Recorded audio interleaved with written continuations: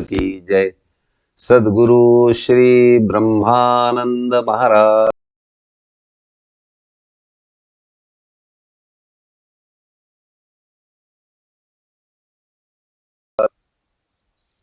अध्याय क्रमांक 2च्या 419 क्रमांकाच्या ओवीपाशी थांबलो होतो, ज्याच्यात म्हटलंय, अविवेकी मूढ तयांची या चित्ती सर्वथा दुर्मती वास करी.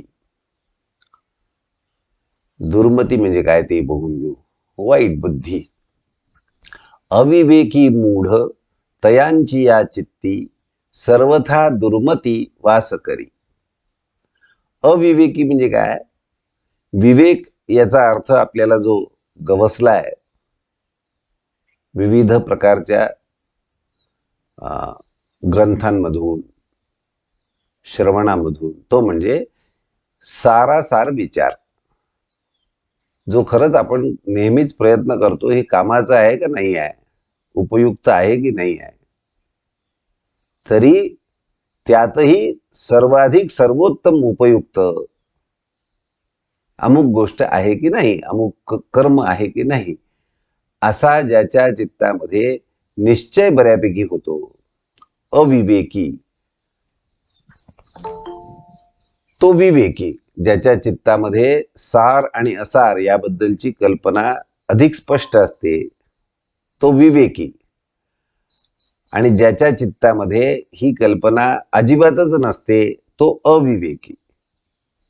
आपण कदाचित मध्ये आहोत दोनच्या. पूर्ण विवेकही जागृत झालेला नाही, पण आता अविवेक पण नाही. महाराजांचा सत्संग इतकी वर्ष असल्यामुळे संत संघाचं महात्म्य आहेच आहे. त्यांच्या सत्संगामुळे आपल्याला चित्तामध्ये एका बाजूला विचार असतोच की हे सार आहे का सार आहे, आणि त्याचाच आपण आता सराव करतो आहोत. सारखं परमात्म्याचं अनुसंधान ठेवून ठेवून एकही क्षण असा येऊ नये की ज्या वेळा माझ्या चित्तामध्ये परमात्म्याचं स्मरण नाही, आणि त्या योगे परमात्म्याचं जर स्मरण राहिलं तर कोणत्याही कर्मामध्ये, कोणत्याही चित्ताच्या वृत्तीमध्ये जी वृत्ती उठते, प्रतिक्रिया उठते, त्या प्रतिक्रियेमध्ये आपल्याला भगवंताचं अधिष्ठान पाहायला आलं की मग सार काय आणि असार काय वेगळा विचार करावा लागत नाही. आपण सारच सगळीकडे मानून बसतो, आणि त्यामुळे विवेक जागा होतो. आणि जिथे अविवेक आहे, जिथे सगळ्या गोष्टी सुट्या सुट्या पाहिल्या जातात, त्यांना वेगळं वेगळं तात्पुरतं महत्व दिलं जातं, तिथे काय होतं? तयांची या चित्ती दुर्मती वास करी. सर्वथा दुर्मती वास करी. सतत दुर्मती, दुर्बुद्धी म्हणजे वासना, विकार, हवनकोपण, अहंकार, अशा सगळ्या दुष्प्रवृत्ती वास करतात जिथे अविवेक आहे. आणि आपला बरोबर नेमका प्रयत्न हाच चालू आहे की विवेक जागा राहावा. विवेक इतका पचनी पडावा आपल्या की ज्याच्यामुळे सार आपल्याला दिसत राहावं, असार दिसूच नये. असार कारण खोट आहे, तात्पुरत आहे. त्रैगुण्य विषया वेदा निस्त्रैगुण्यो भवार्जुन निर्द्वंद्वो नित्यसत्वस्थो निर्योगक्षेम आत्मवान. सत्वरजतम त्रिगुणांनी व्याप्त वेद हे निभ्रांत जाण पार्था. उपनिषदादी समस्त सात्विक रजतमात्मक इतरते. विवरिले जेथे कर्मकांडादिक एक स्वर्ग सुख सुचविती. वेदवाणी जी आहे ती या जीवनाबद्दलचं सत्य विविध तऱ्हेने मांडायचा प्रयत्न आहे, आणि ती उत्स्फूर्त आहे. अगदी अतिपुरातन कालामध्ये ज्यांनी भगवंताचं, परमेश्वराचं चिंतन केलं, त्यासाठी तपश्चर्या केली, त्या सगळ्यांच्या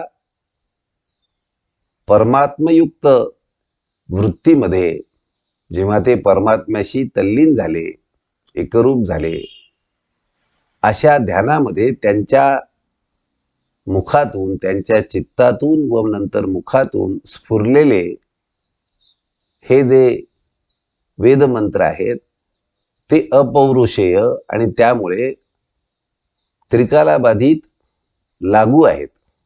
तरी पण म्हणजे मनुष्याला आपलं जीवन जगताना अत्यंत उपयुक्त मार्गदर्शन देणारे आणि हळूहळू विवेक जागा करणारे असे हे वेदमंत्र आहेत. तरी पण मध्ये सुद्धा जसं औषध घेण्यासाठी गूळ किंवा साखर किंवा आणखीन कोणचं आकर्षण दाखवतात, त्याची गरज वेदांनाही पडते आणि त्यामुळे ते सत्व रजतम गुणांनी व्याप्त आहे. त्यांचाही बराच पुरस्कार केलाय म्हणा, चांगल्या हेतूसाठी, विवेक जागा करण्यासाठी. तसंच उपनिषद मध्ये सात्विक भाव काय असू शकतो याचं चहूकडे वर्णन आपल्याला सापडतं. अलीकडेच आमच्या माहितीत एक मालिका आली, ती बरीच वर्षांपूर्वी प्रकाशित झालेली आहे. तिचं नाव आहे उपनिषद गंगा. कदाचित काही जणांनी पाहिलेली असेल, पण अत्यंत मार्मिक आणि थोडक्यात नाट्य स्वरूपात त्यांनी ती मालिका सादर केलेली आहे. आपल्याला आवर्जून बघायला हरकत नाही. उपनिषद गंगा. त्याच्यामध्ये सात्विकता काय असू शकते त्याचा पुरस्कार केलेला दिसतो. त्या गोष्टी, ती सात्विकता आपल्या पुढे आणलेली आहे. आणि म्हणून उपनिषदादी समस्त सात्विक रजतमात्मक इतरते. बाकी जे लिखाण असतं, ग्रंथ असतात, ते विषयांना धरून बहुतांशी असल्यामुळे ते रजतमात्मकच असतात. विवरिले जेथे कर्मकांडाधिक एक स्वर्ग सुख सुचविती. जे कर्मप्रधान ग्रंथ असतात, विचार असतात, त्यांच्यामध्ये फळाची आशा शिल्लकच ठेवलेली असते आणि सर्वोच्च फळ त्यातलं म्हणजे स्वर्ग सुख. म्हणून सर्वथा धनंजया जाण होती ते कारण सुख दुःखा. अशा विषय पोचणाऱ्या, विषय पुढे ठेवणाऱ्या, फळाची आशा पुढे ठेवणाऱ्या सर्व विचारांनी काय होतं, अंततः सुखदुःखांचीच निर्मिती होते. तरी अर्थवादी नको देऊ चित्त अभेरी त्वरित त्रिगुण हे. या त्रिगुणांच्या आहारी तरी जाऊ नको. यांचे सुटे सुटे अर्थ काढायला जाऊ नकोस, जे आत्ता तू करतोयस, असं भगवान श्रीकृष्ण पार्थाला सांगतायत. आणि त्याचंही अत्यंत सोपं वर्णन पुढच्या ओवीत करतायत.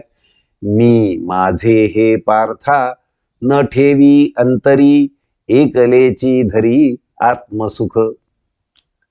मी आणि माझे असं काहीही मनामध्ये, अंतरंगामध्ये, अंतःकरणामध्ये ठेवू नकोस. ते निश्चेष नाहीस कर. आणि काय धर, एकलेची धरी आत्मसुख.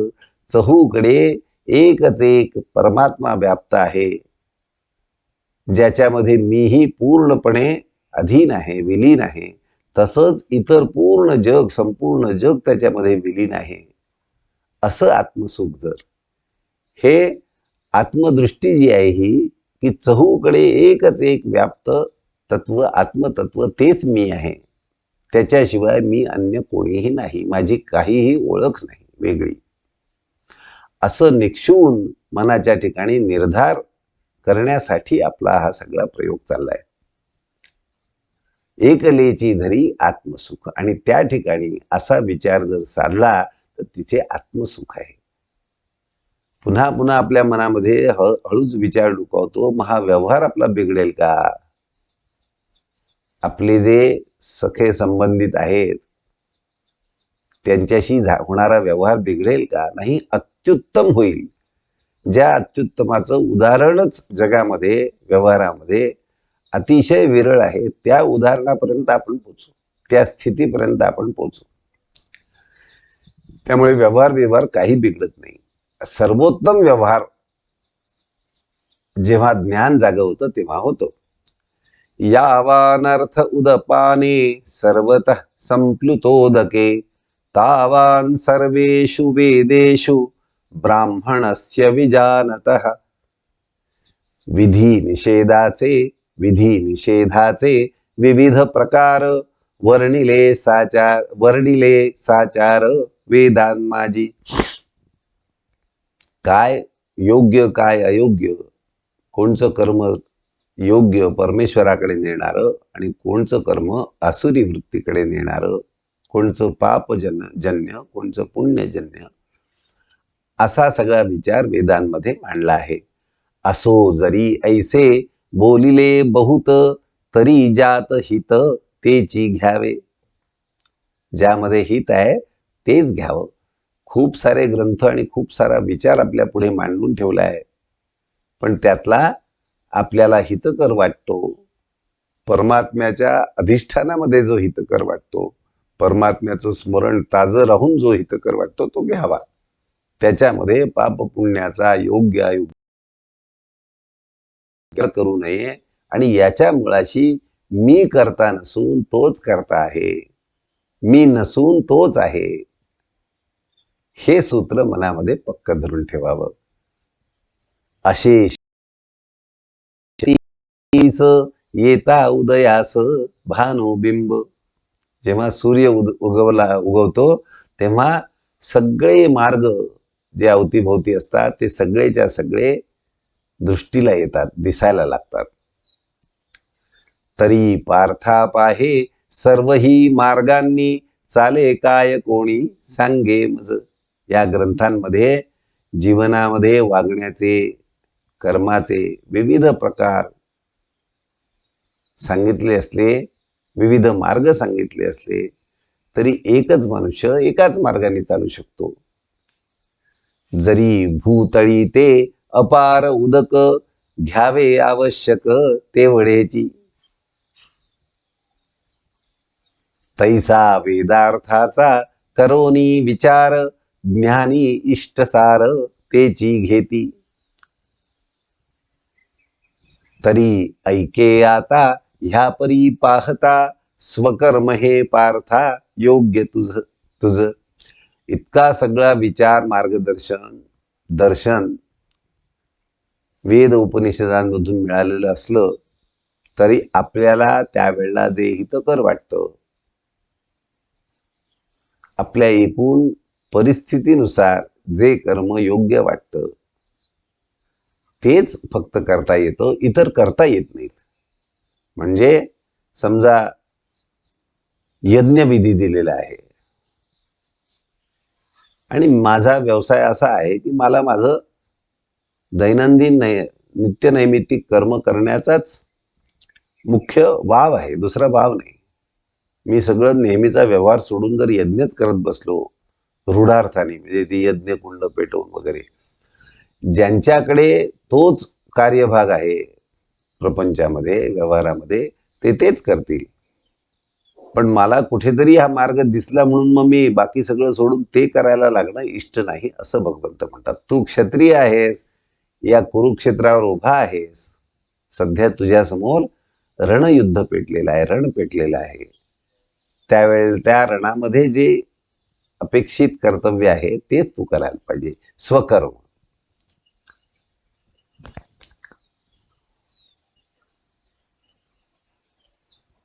सर्व ही गोष्टींचा करिता विचार ऐसेची साचार मना आले.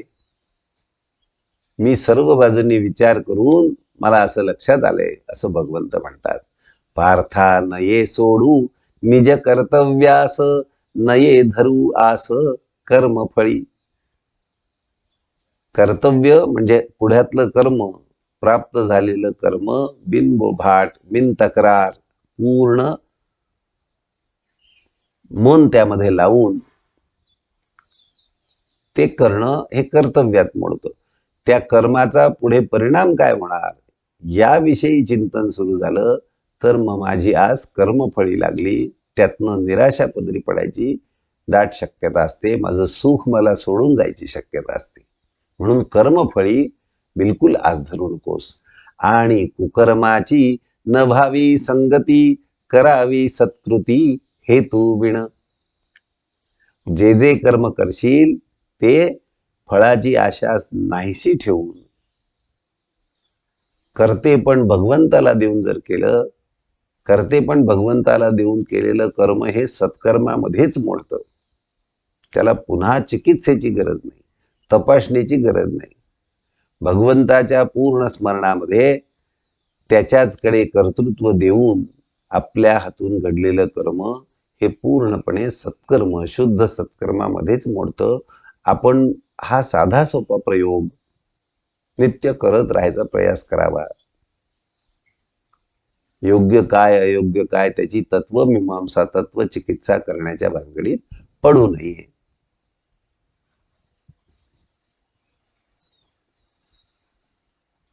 आणि कुकर्माची न भावी संगती, करावी सत्कृती हेतू बिण. अशी सत्कृती, सत्कृती म्हणजे सतच्या स्मरणामधली कृती. सोपा अर्थ करून टाकावा. सत आणि असत म्हणजेच जे सत्य आहे ते एकमेव आहे. सत्य दोन नाहीत, एकच आहे फक्त. आणि ते म्हणजे परमात्मा स्वरूप, जे चराचरामध्ये अनेक रूपांमध्ये, असंख्य रूपांमध्ये प्रकट दिसतं, भासतं, पण आहे ते एकच. त्या सतचा संग धरून करावं सत्कृती. योगस्थ कुरु कर्माणि संगम त्यक्त्वा धनंजय, सिद्ध्य सिद्ध्यो समो भूत्वा समत्वम योग उच्यते.